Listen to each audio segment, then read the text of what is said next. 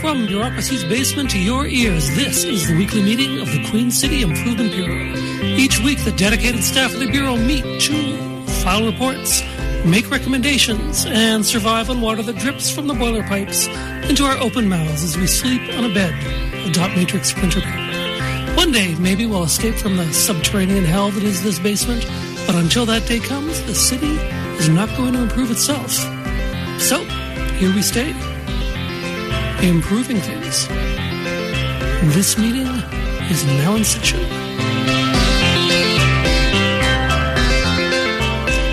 Hello. Hey. How are you doing? Oh, I couldn't be better. Really? Oh, yeah. Wow, that's really good then. Well, did I tell you? I snuck out of the basement. Okay. And I went to the IMAX and I watched Joker Folie à Deux. No, you didn't. And now I am the Joker. Are you? Ha, ha, ha. I'm glad the lights are dim and I can't Yep, see your me too. face makeup. That's right. Does that make me your Harley Quinn or your Two-Face? Yeah, I don't want to get into like all that stuff. That's just weird. Personal. That's Yeah. personal and weird. Yeah. But maybe you are my Batman. Maybe I'm your Bob. Maybe. You remember Bob? No. Wasn't Bob the guy in the 1989 Batman? Weedy hair. He was like. Is he like the Otis to like Lex Luthor? Is this what we were talking Yeah, about? but in the Michael Keaton Batman. Oh, okay. Bob. And Okay. but he was in Newhart, the actor, as Larry and my other brother. So he was Larry. Oh yes, okay. Yeah, Yeah, that guy. Jeff Sebastian from Blade Runner. I can't remember. Holy the crap! actor's I name. knew you'd be able to pull his name. No, that's another character that he plays. I'm sorry, okay. I cannot remember the actor's name. Very Okay, good guy though. I figured you could, Anyway, but you disappointed me. anyway, I'm sorry. No, but I'm calling you out as my Batman. Okay. All right, you. I am Batman. Very nice. I am the Knight. Ha ha ha. We could do this for like quite a while, but I think we shouldn't. Yeah, I we think we probably should shouldn't. stop it. Yeah. Yeah. Okay. Should we take attendance? Yes. Okay. Stop the bit. I can't stop the Bit bit. is over. I'm committed to the bit Oh no! because I am Batman. What have I done? I have so much drama. I've started a joke and I can't stop it. Ha ha ha. Anyway, Yeah. attendance. Your first attendee got written down here. Champ Ledoux. Nope. Nope. Nope. No I don't Champ see no Ledoux? Champ Ledoux. You know what? I think I mixed up the letters. Uh-oh. Hold on. Should be Paul Deschênes. That's me. Okay, good. I wish my parents had called me Champ Ledoux, though. Man, that'd be pretty cool. That'd be pretty awesome. I know, I My know. name was Champ. Champ. Well, it's Champ. It's a little. Champ. It's kind of. That's kind of lame. I'm sorry. I'm only working with like. It's like the Marx Brothers that everybody forgot. The one who lived under the stairs. That's a little creepy now. sorry. Okay, so Paul, you're here. I am totally here. Okay, second attendee. Oh, this person sounds cool. Ray Dog Mon. Ray Dog, Mom. Yeah. That does sound cool. You're not kidding. Sounds like a DJ on a morning show. That's less cool. Ray Dog and the... And the Mon. the Mon, Ray yeah. Dog and the Yeah. Champ. I was going to say something I don't think you can say on the radio. Okay, so well then we I'm won't. glad I stopped myself. Glad I didn't commit to that bit. Have you seen Ray Dog? No, I haven't seen Ray Dog. I don't think they're here. You know what I've done? Hmm? Sorry, this is a little embarrassing, but I think I've mixed up the letters. Oh, again. no. How do you keep doing this? I don't know. 10 years now I've been doing this. Yeah. Should be Aidan Morgan. That's you. Okay, we're here. Do we have a guest? We do. Wow. Yeah. Okay. We Have a have guest. we have Brandon Abtosway. Did I say your name right? Because we've been talking about you for weeks now. And Yeah, it's yeah, you're pretty much, everyone kind of says it differently. Yeah. You know, it's Abtosway, Abtosway. but everyone kind of pronounces it differently. It is Okay. kind of a tough one to pronounce sometimes, but yeah, you're pretty much there. It's really not. It's, it's like vowel, consonant, vowel, consonant. I should be able to put wouldn't it believe together. how many people butcher my last name all the time. Yeah. happens a lot. Yeah. Well, I think you were officially the first person to declare they were running for mayor in the city of Regina, and possibly the first person to declare for any position on council. And you were also, like, first in, first out, you're also the first person who was running for mayor to say, yeah, no, I'm done. Yeah, I was. Yeah, Masters was, I believe Masters announced it in March. She was the first one to say, obviously, that she was running again. And then, yes, you're right, I was the first person to say that I was going against her. Nice. Back in end of August, I think it was. Cool. End of August, yeah. Yeah. You were definitely the first person, you and Masters were the first people up on David Loblaw's candidate website. Oh, really? Yeah. Oh, yeah. Mm-hmm. Oh, that's cool. Yeah, I think that's where I heard about you, actually. Through David Loblaw, yeah. Yeah, it was pretty slow going in the beginning. I did, like, my announcement video, and then I was still working on the website a little bit and ordering flyers and lawn signs and stuff like that. And then Larissa at Leader Post ended up finding one of my ads that I ran on Facebook. Yeah. She reached out and did kind of sent me some questions she said she was going to do like an article on me being the first one to announce that I was running against Masters, and I think that kind of got the ball rolling a little bit more than what it was, but then I ultimately called her quits just beginning of October. So, okay. Yeah. Wow. So what spurred you to run in the first place? I think there were a lot of things. I think a lot of people were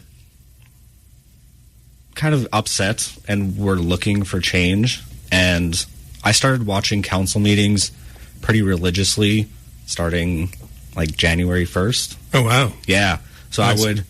I always wanted to. I've never actually been able to get to a council meeting just because with my work, I am out of town, if not every week, every like second week. So it's hard to, and they're always kind of set meetings and stuff like that. So I've never been able to actually get out to a meeting, but I've watched almost every meeting since January. Well, there's been some long meetings. Oh, it's crazy. I'm actually surprised on how, like, because they have delegates that come out to all these meetings for certain stuff, right?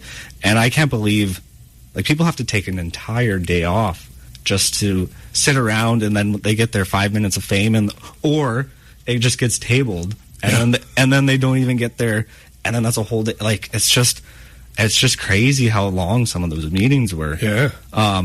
So I was watching the meetings for pretty religiously, and then I was kind of hoping that someone would come forward saying, hey, you know, I'm running for mayor, and it'd be someone that I could support and not, you know, me not have to run kind of thing.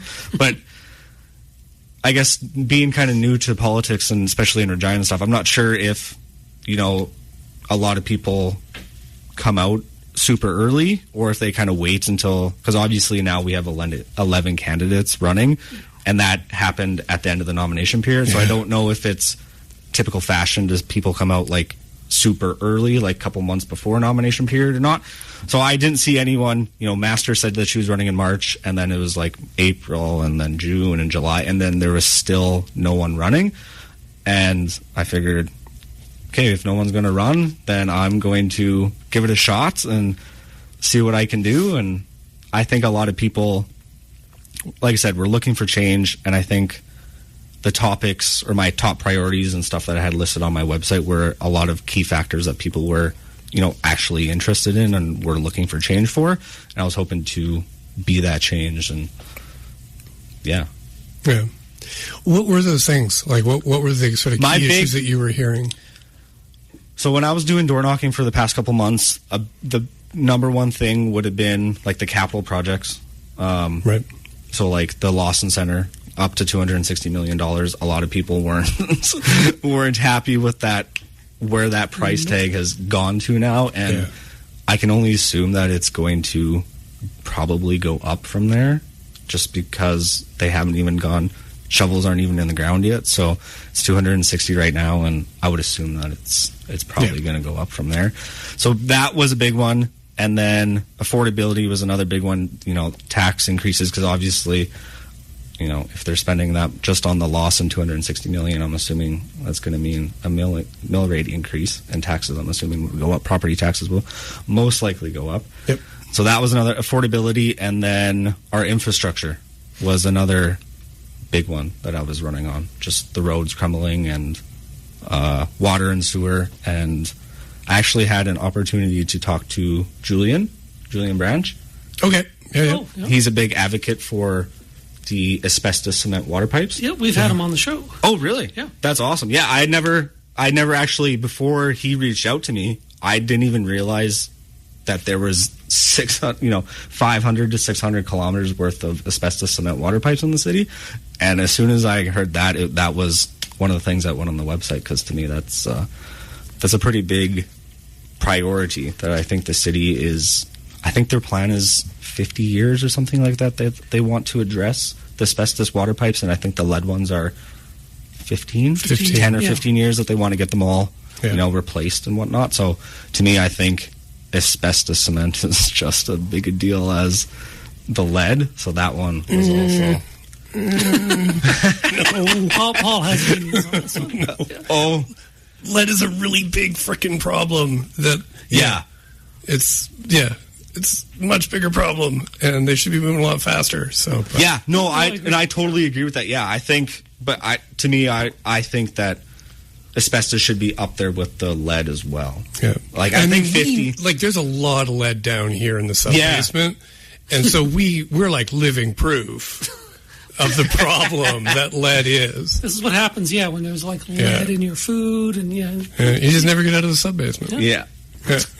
So those are my big things that I ran on, and I think a lot of people felt those big three.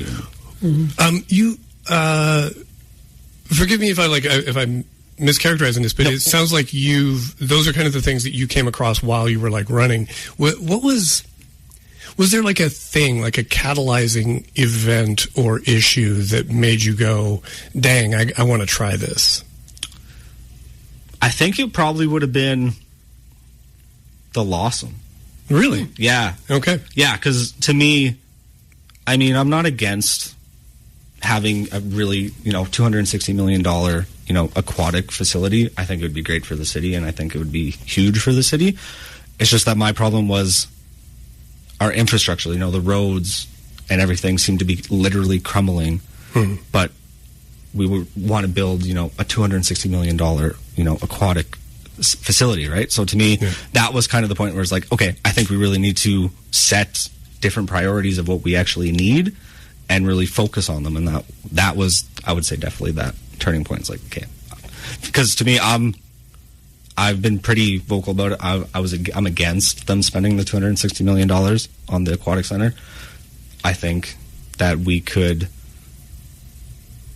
probably fix the loss or do what's needed to keep the Lawson going for now while we focus on our infrastructure, like the roads, sidewalks, sewer, and all that kind of stuff. Until we get that done, I don't think it's the right priority right now to have a could be $300 million, facility. Yeah. Okay. When they passed it, because they did pass it at their last council meeting, the dollar figure they cited, and I just want to see if this will sell you on the new Lawson Aquatic Center. The actual dollar figure that they cited finally in that last meeting was $245 million. That's a $15 million savings. Yeah. Wow. That's a bargain. So how did it go from 260 down to 245? I have no idea. Oh, okay. And I know, I also know that, cheaper child. Yeah, because I know, the provincial and federal government were, it's not like the 260 was all coming from the city of Regina. I think it was 160, though, was coming from the 160 city. From the city, yeah. Yeah, which to me is still... it's not still a lot, right? Yeah. So, I think that was definitely my turning point. I'm okay, I think we should focus on other things. All right. I think what drove me nuts personally about the Lawson, I mean, I think a good aquatic facility necessary for the community, and it's going to be expensive, but the hemming and hawing on it, and just the way they let it, they just debated until the price just kept on creeping up, and I'm like, if you don't get it done, it's only going to cost more and more. And it was like making steam come out of my ears, like a cartoon character. Yeah, that seems to be a common theme with this council. With this council. All councils. But this one particularly, I think, was bad. I was going to say, I haven't really, like I said, I haven't really paid as much attention as I have with this one compared to the other ones before. Yeah. Obviously, since I was running. And I think we've known for like a decade that we've needed this aquatic facility. Yeah.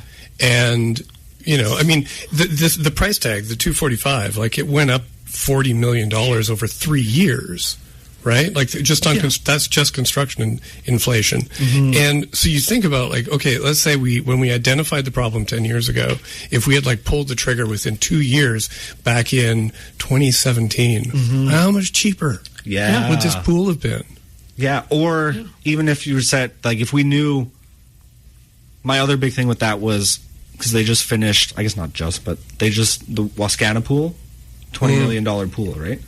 And, you know, if the Lawson was coming to its end of life, and we knew that it was coming, and we knew, you know, 10 years ago that we needed a new, you know, aquatic facility, was that not in the, you know, when that came to council and they discussed the new pool and stuff like that, was that not considered, okay, hey, maybe we shouldn't build this outdoor, it's a great, you know, I love the Wascana pool, great, super nice, but you can only use it from, what is it, June to September? $20 million for a couple months. Could we have used that money to start funding the Lawson? Possibly. Yeah. So that was also my other, you know, concern with that is, okay, if we, like, you know, it seems like they don't, we know everything we build is going to have an end of life. Do we not put money towards that continually after it's built for renovations, or, you know, if it comes down to it, do we have to rebuild because the ground shifts too much or something like that, right?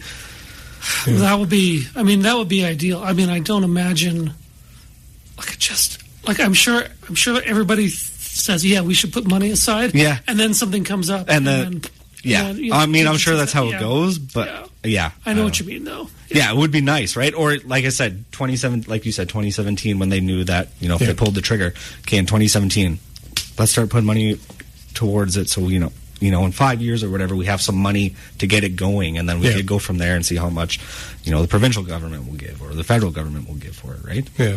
So, I don't know. So just frustrating. We're on 91.3 FM, CJTR. Regina Community Radio. We're the Queen City Improvement Bureau, and we're talking with, I guess, former mayoral candidate, Brandon Abtosway. So why are you a former mayoral candidate? Can you tell us about that? Sure, yeah.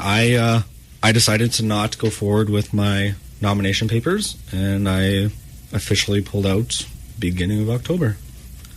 And I pulled out for a number of reasons.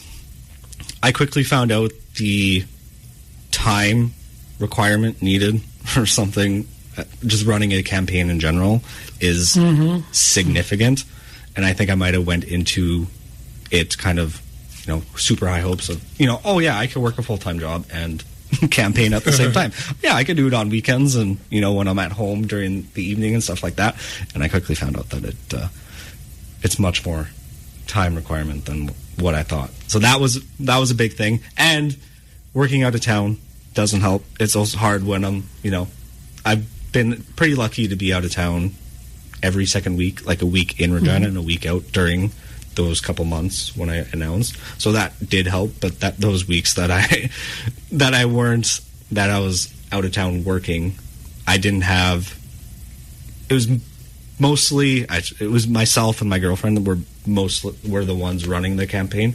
I did have lots of volunteers, and I can't thank the volunteers enough for everything that they did. I had a lot of people come forward, and they were handing out flyers in the area, just stuff like that, because money was another concern for me. I of course don't have the connections that a lot of people do. Well, I shouldn't say a lot, but, you know, generally the big ticket people that, you know, top three, I would say, they all have big connections and big money behind them. Yeah. I didn't have that. I had no donations up until when I decided to back out, or I didn't go forward with my nomination papers. I didn't have any donations, so I was funding it all myself. And oh my gosh. Yeah. So I was funding it myself, and I had family members that would help, that were also, you know, giving me some donations here and there. Right. So that was also a big one, is, you know, how much, especially with mayor, it's, I think it's $75,000 is the max that you can, that you can spend on a campaign. And I do not have $75,000 to spend on a campaign right now. So to continue going on and to keep trying, you know, lawn signs are ridiculously expensive. I got 100 lawn signs and it was like $700. And that was, and that was $7, like that was shipped, everything I needed for the sign to my house, $700. So it was $7 a sign. Yeah. Oh. And I only got 100. So it's, to try and continue funding it on my own just wasn't an option anymore. And I'm sure obviously there, after the nomination period, that there would probably be donations from other people and, you know, focus groups and stuff like that do tend to donate to someone that, you know, that they would like to support. But it's hard to, it wouldn't be a guarantee that someone would have, you know, decided to donate to my campaign versus someone else that they thought was better, whatever the reason was. Right. So that was a big one. And then just doing it all, just me and my girlfriend doing it, as besides the volunteers and stuff like that. It's, you know, it's hard. When I was out of town, besides the people that were handing out flyers, there wasn't a lot going on, right? Yeah. So yeah. Well, two things. One, I mean, for the scale that you can operate at, like a counselor. Yes. Would be like really good. Yes. So next election, if you've still got the bug. Yeah. And also next Halloween, you don't have to hand out treats. You can hand out lawn signs to the kids. Yeah, here's a lawn sign. It's free. Yeah, they were bag lawn signs, so they could actually just use the bags for their trick or treat. Oh, brilliant! Perfect. Yeah, Uptown Abtosway. Yeah, it would have been perfect. Yeah. So yeah, actually, that's my plan between now and the next election, is get some experience. The city has a bunch of volunteer committees. Oh, nice. Yeah. We do. Yeah. So I'll hopefully try and get on some of those. And what are you thinking of committee-wise? I haven't looked at them. I've had a couple. I haven't looked at them, so I don't know all of them. But I know the city does have some, and I've been told by some of the candidates that are running this year, you know, look into some of those volunteer committees, because, you know, that's a good place to start. And then I think I will also most likely, depending on where I am in life, I guess in 4 years, depending on, you know, the job situation and all that kind of stuff, I would most likely go for a counselor. Nice. Cool. Yeah. Awesome. Yeah. Get your foot in the door. Because that was, in the couple months that I was campaigning, a lot, you know, age was a big factor. Yeah. You know, a lot of, you know, I am young, I understand that. And I knew that going into it, obviously.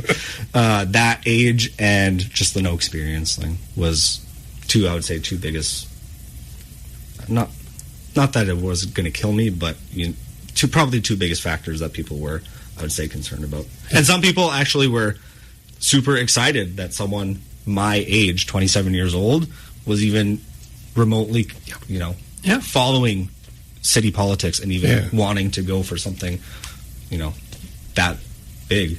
Yeah. So there was some, like I said, some people didn't like it, and I totally understand. And there were some people that loved it.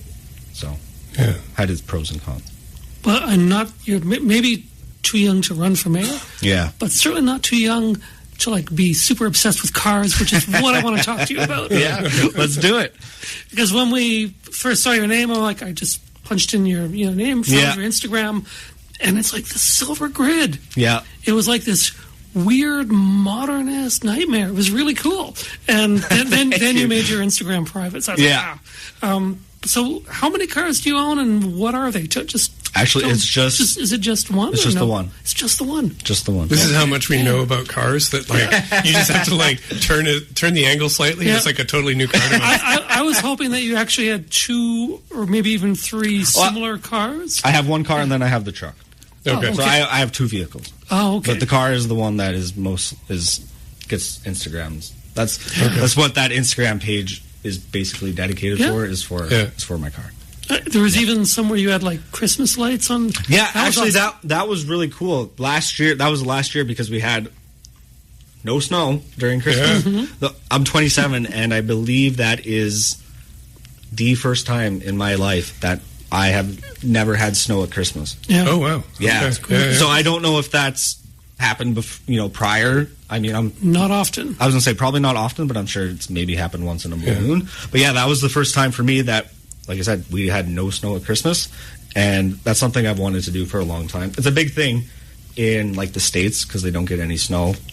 People put Christmas lights on their cars and drive around, and that's kind of like what they do. And I've always wanted to do that, but my car doesn't go out in the snow just because I spent a lot of money on it. So it stays.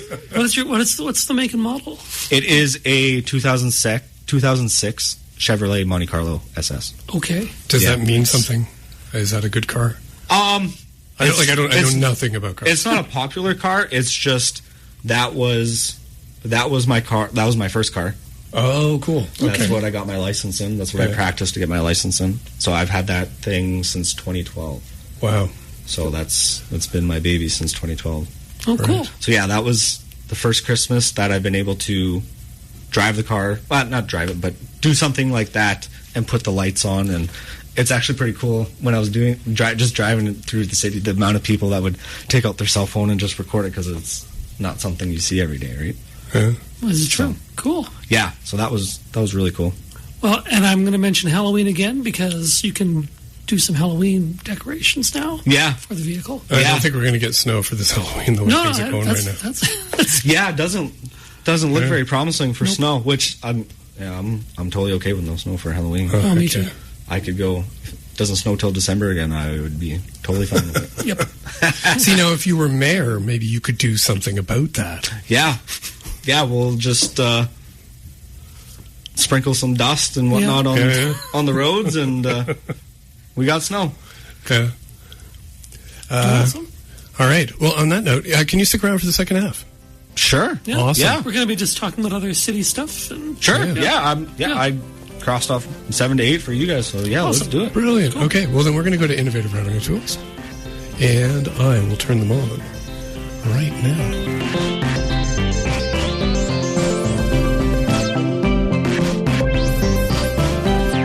Yeah, that's actually And we're back from Innovative Revenue Tools.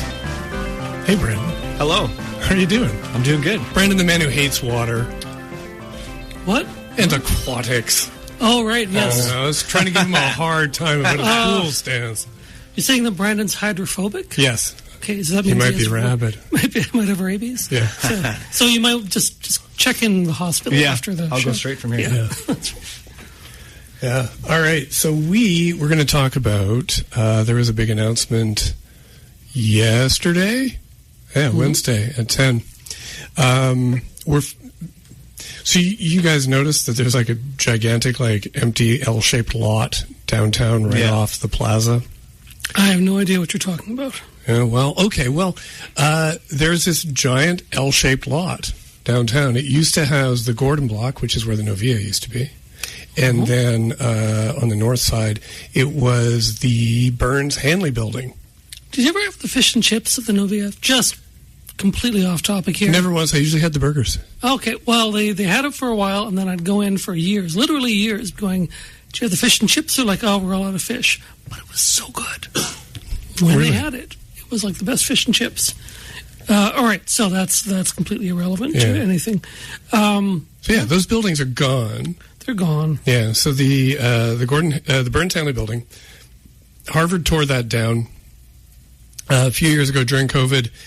They knew that the roof kind of stunk and was in danger of leakage. Mm-hmm. And over COVID, they didn't fix it. And so there was ice damming and water damage, and it basically ruined the whole internal structure of that building because they didn't fix a problem they knew about. And so then they came to council and they said, oh, can we tear it down? And council said, well, this is a heritage building. And they're like, but can we tear it down? It got damp. And council said, no, you cannot do that. And so they actually struck a deal with council where they were going to they did. They took it down brick by brick, and they numbered each brick so they can put the building, just the facade, back up again. Really? So that was the deal they struck. But they had promised they would tear this down about a year ago, and they didn't.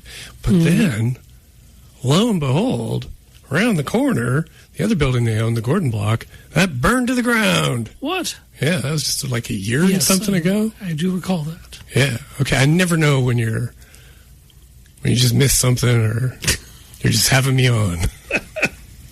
But anyways, so that burned down. And we do know that it was an intentionally set fire. We do not know who did it. There were no arrests. We just know it burned down. I think it was some outside agitators. Uh-oh. Probably. Right. Anarchists. Yeah, that's right. Yeah. They were ticked because there was never any fish and chips. That's right. Antifa got bored and there were no fish and chips. Yeah. Yep.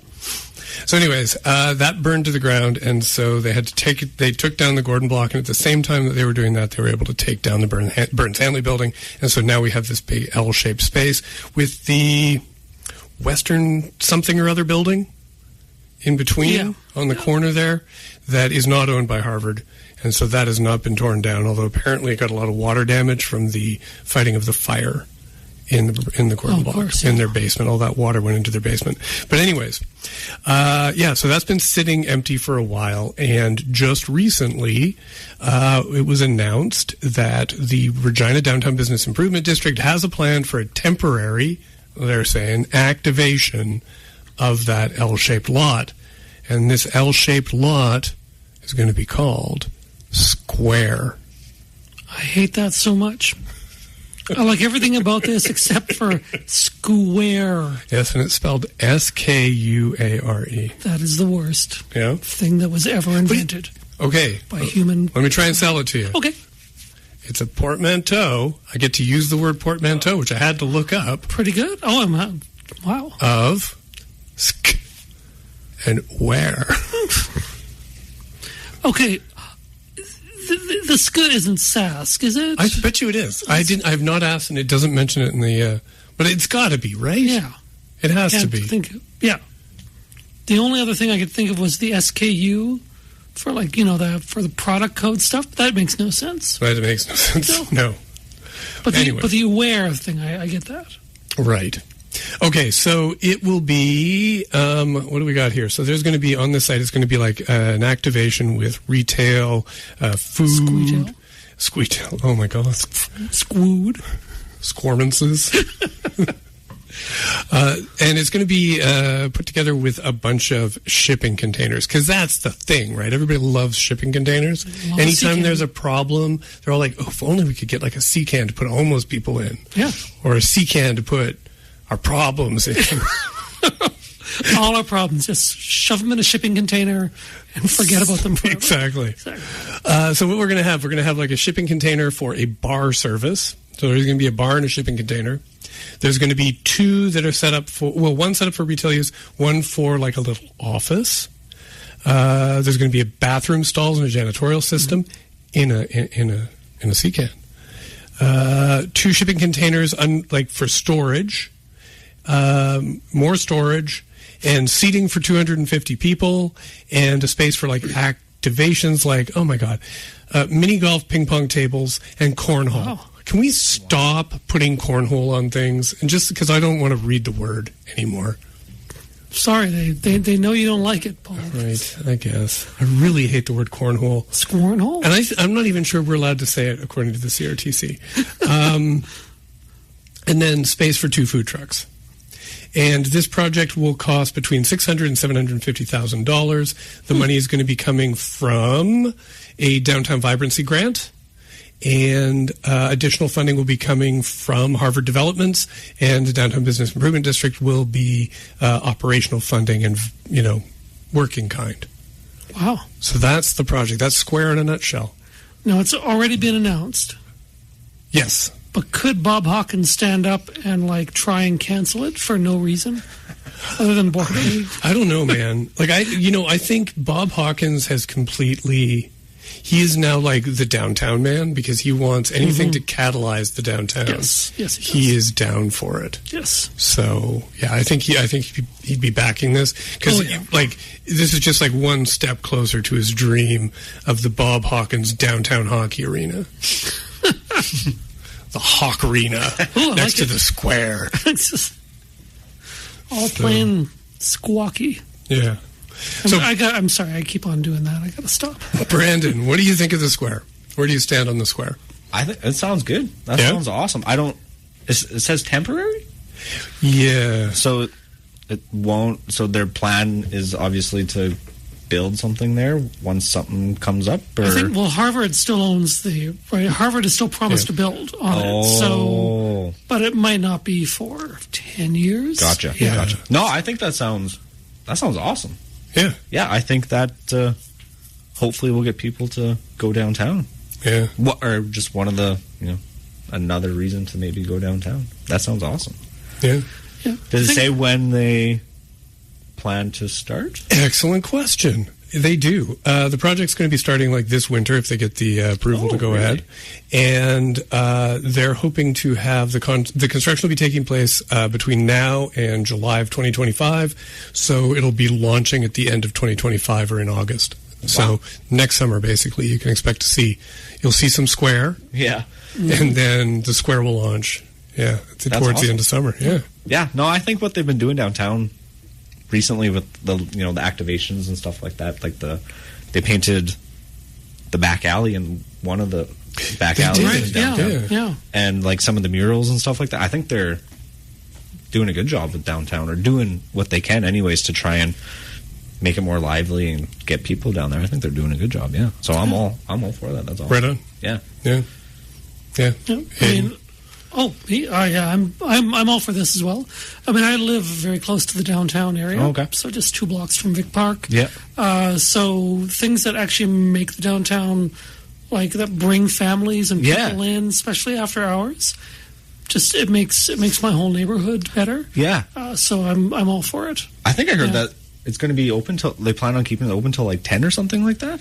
Yeah, I think it'll depend on what's going on in there. They want to make that sort of a performance area and there'll be a bar. Yeah. And it will be running basically the not winter months. But they also but they do intend to use it for things like frost. So there will be like temporary, it'll open up temporarily for events in the winter like frost. Oh, and they want to make that like their downtown focus of the frost activity.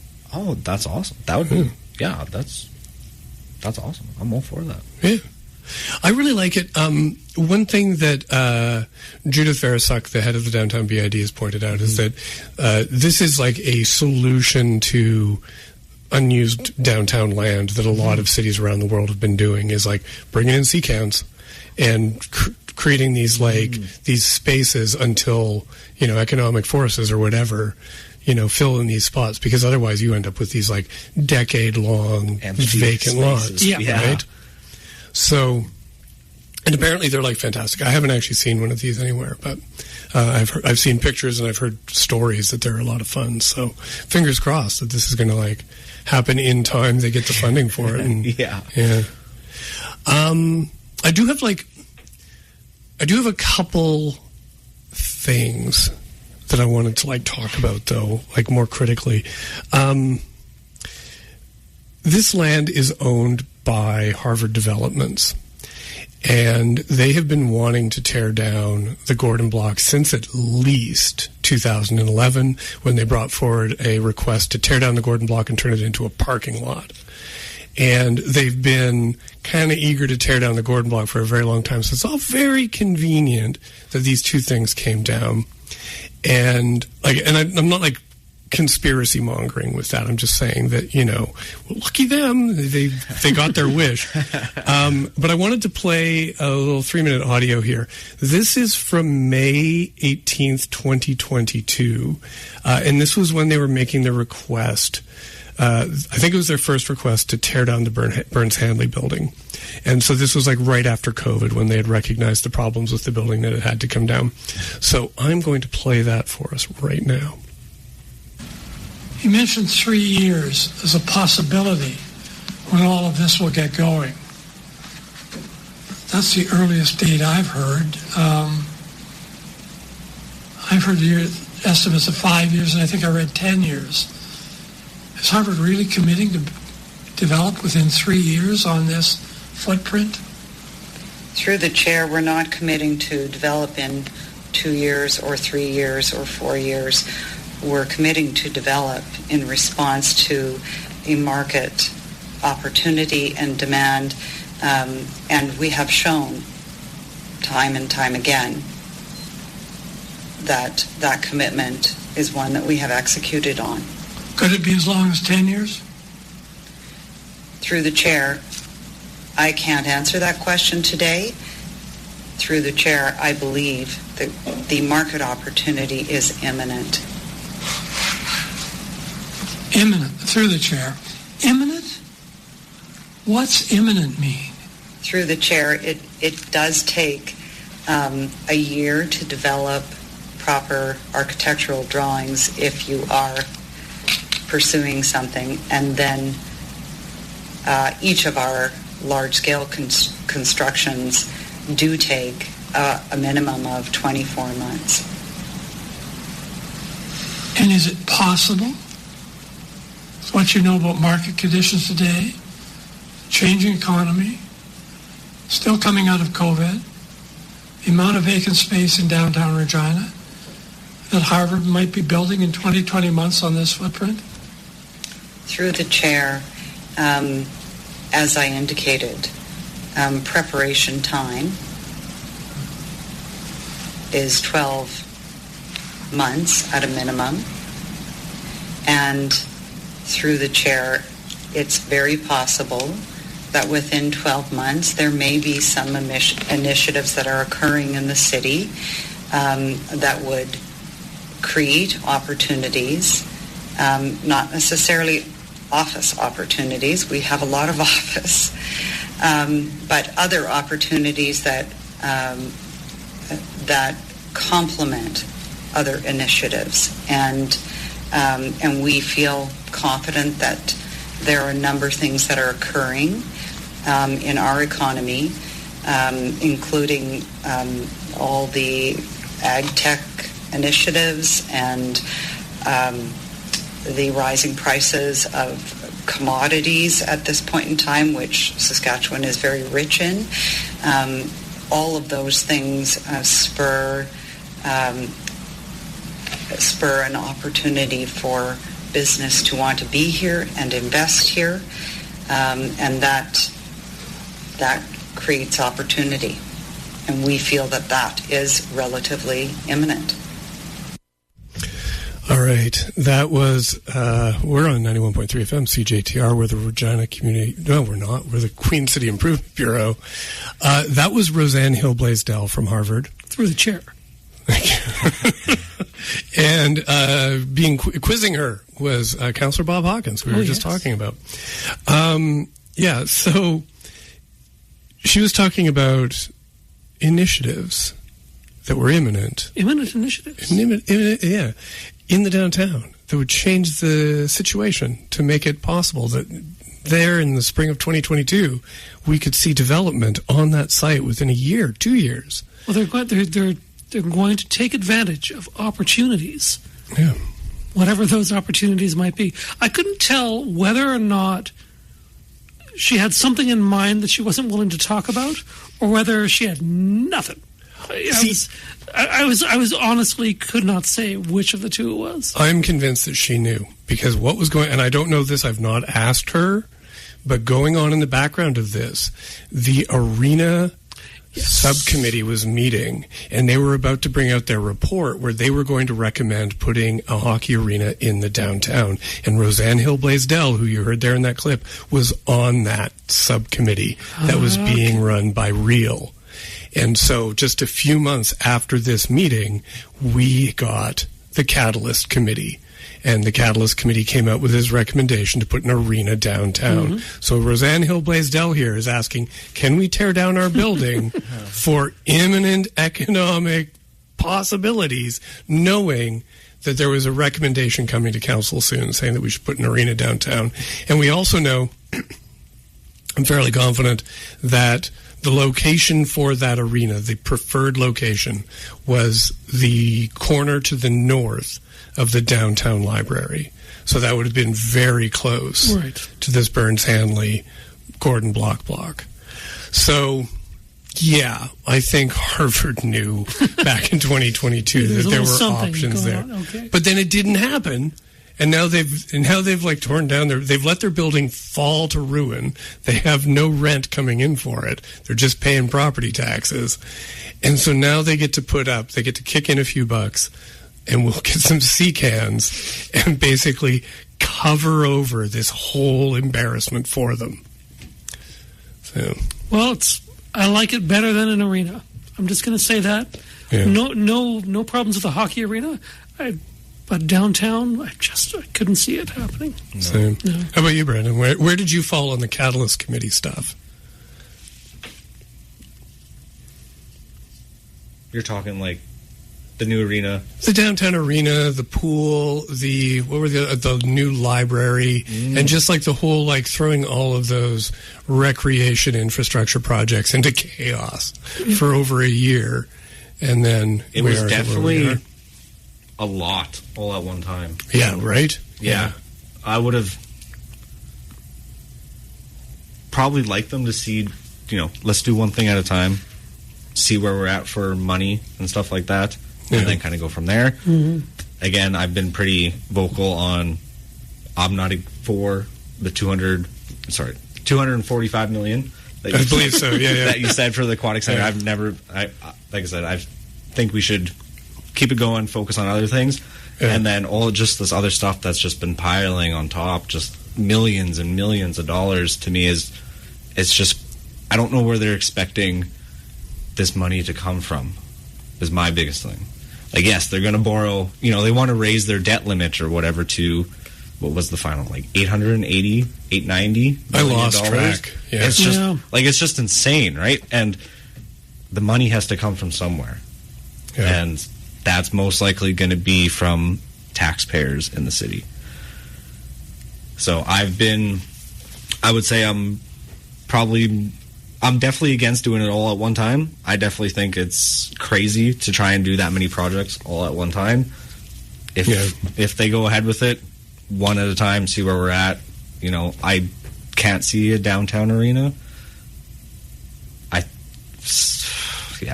downtown arena. I mean, Real has also kind of been just a disaster. Kind of has, right? And... Yeah.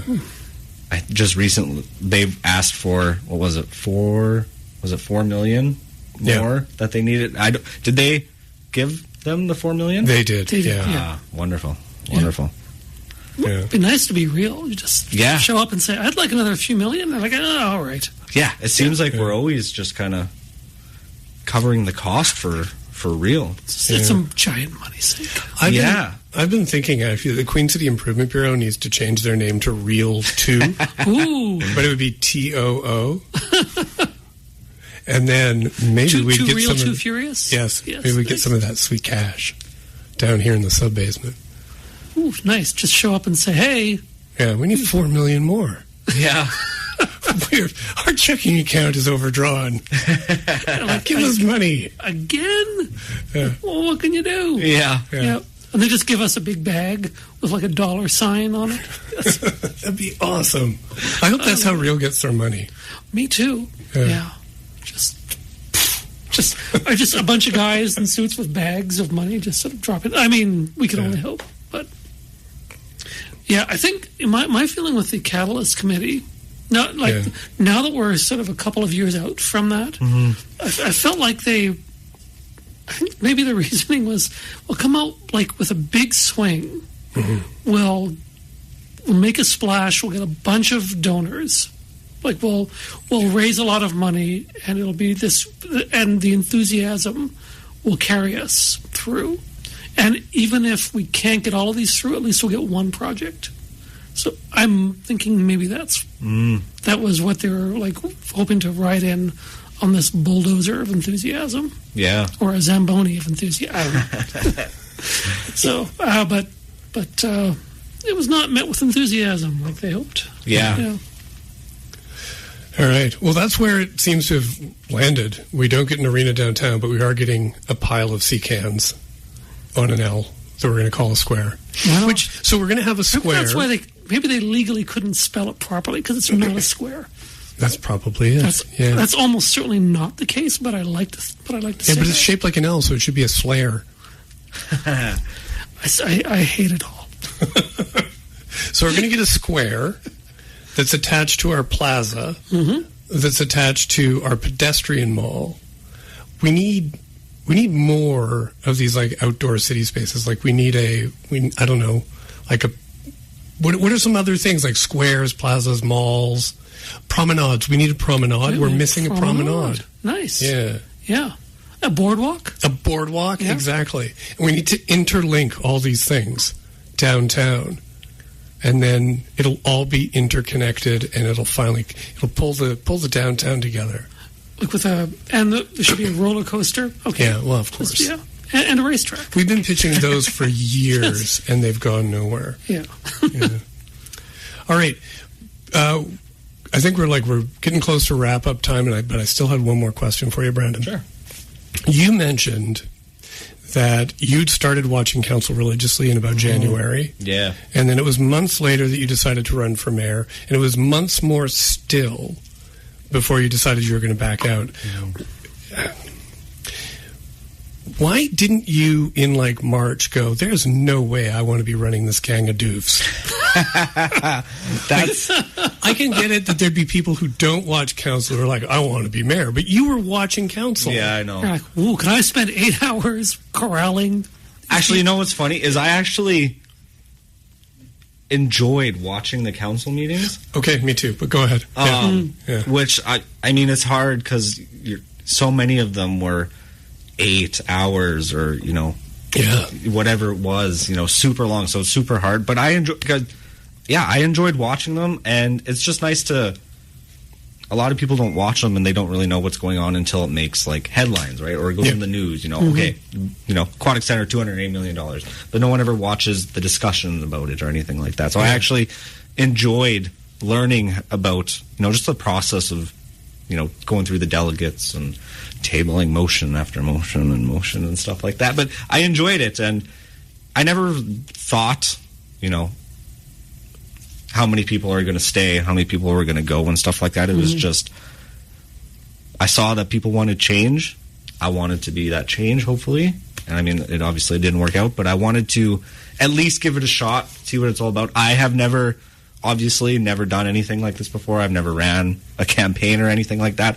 So everything was just the website, my social media, all that kind of stuff was just stuff that I thought made sense. Like all my social medias were Abtosway for mayor. It wasn't like, Brandon Abtosway for mayor, and then, the Instagram was, Abtosway for mayor. It wasn't different. It was every single social media website was all the same. It was easy for people. You searched up Brandon Abtosway for mayor, and you got everything. It was stuff like that, and then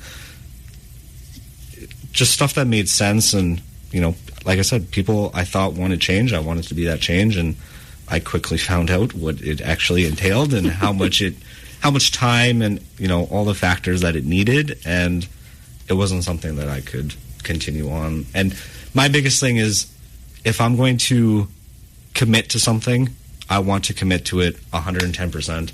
And I want, previously to the nomination period, wanted to see how much traction I could get in my campaign. Were there any donations? Didn't have any donations. Yeah. Could I get enough people, just handing out flyers in the area to help me go door to door and stuff like that?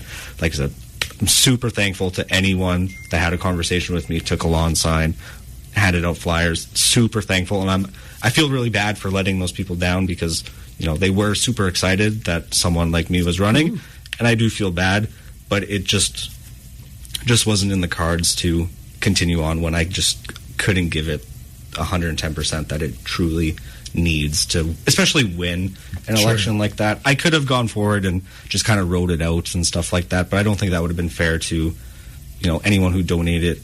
That's my biggest thing, is I don't want to waste anyone's time, especially if the outcome isn't going to be favorable. I get that people donate to campaigns all the time, and it's gambling, right? You take a chance and hope that the person that you're backing wins, and if it doesn't work out, that's kind of just the chance you take. But I could, historically anyways, in Regina, it seems the person that spends the most money wins the election. The past two elections I've looked so far, the past two elections for sure are proof that whoever spends the most money wins the election, and I don't have $75,000 to win it. And I also don't think that that's the way it should be either. I don't think it should be, okay, I spent $75,000, so I'm winning this. It should be down to who you are as a person. I mean, you should have experience in it, and ultimately your priorities for the city, right? Mm-hmm. But it unfortunately doesn't go like that. So it's.